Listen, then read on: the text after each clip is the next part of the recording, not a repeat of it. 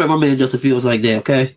He had Matt Nagy to deal with. He was gonna bounce back this year. They're gonna bounce back this year, okay? Okay, all right. Let's talk football.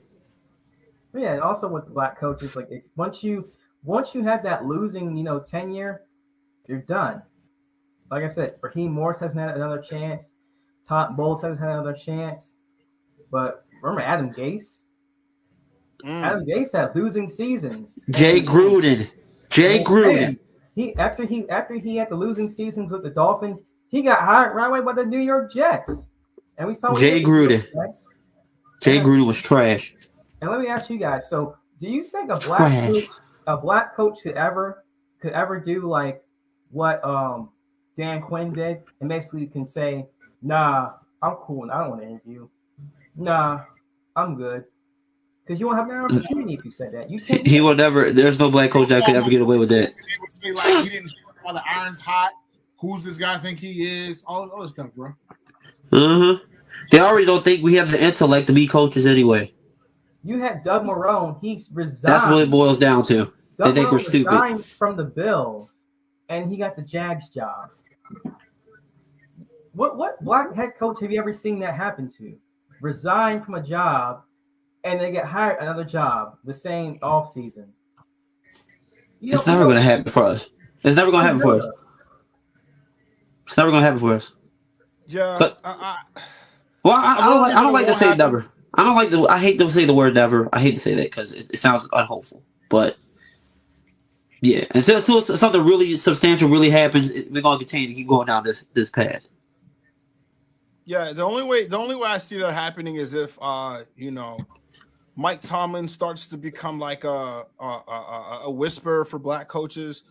I feel like the man to lose his job. What? I know. But the only reason why I'm saying that is because he's the only one that has. I knew Bre was going to unmute himself for that. I know. Work in order to keep his job. Like I know how hard he has to work.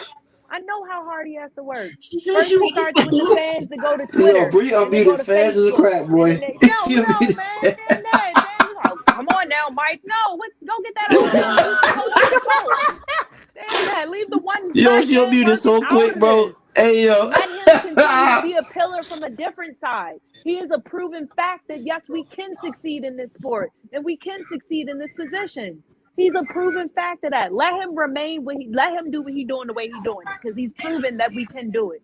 But don't cost that man. I know exactly. Yes and no. I'll let you get it. Yeah, I just want to respond to it real quick. What do you think? Yes and no. Yes, I get it. We don't want him to be putting any extra pressure to be the LeVar Ball of football. You know what I'm saying? We don't want him to be out there wilding. Never lost. I ain't gonna lose. Give me a loss record. I don't want to hear that from him. I just want to see him perform and be. I think that will be entertaining. At the same point, somebody with his stature, with his ability, who's been there at this point. I'm not saying like all through, but at this point, his resume has earned him the right, in my opinion, to start taking some more chances, and for us to now hold him accountable as a leader, not just a coach, but it is what it is. You are a black coach as well.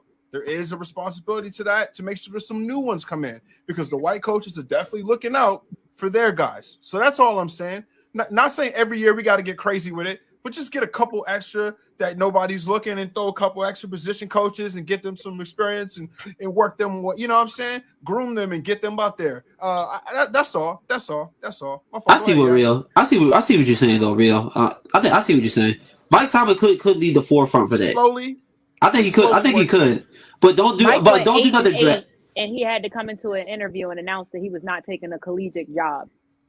Man went 8-8 and really had to address the press. It was the best collegiate job in the country, but it was. They haven't won much. What I'm doing, he went 8-8, and he really had to address the public that he was not leaving his position.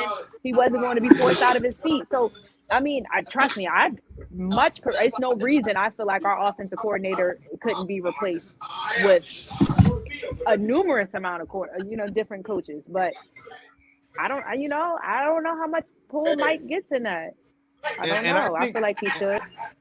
And I think Mike is a great mentor, but he's a leader of grown ass men. I think the kids, it might be a little bit too. Like he wants to talk to some kids, like grown men, and be like, "Get your shit together, boy. Get your shit in there." Like he been through this, so he just want to be want to talk to grown men. I feel like the real change comes with like ownership. You know, like black ownership. That's where it really will change. But Yeah.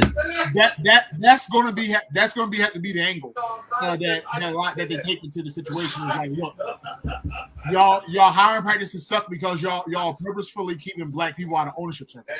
Yeah. And that's what they're gonna have to do. If we don't have no representation in those circles, then nothing's going to change from bottom up. We have to have, and then we don't know the other side of that. I don't know how many African American minority owners there are in the NFL. I couldn't call you to that, but I know there are 0 majority owners.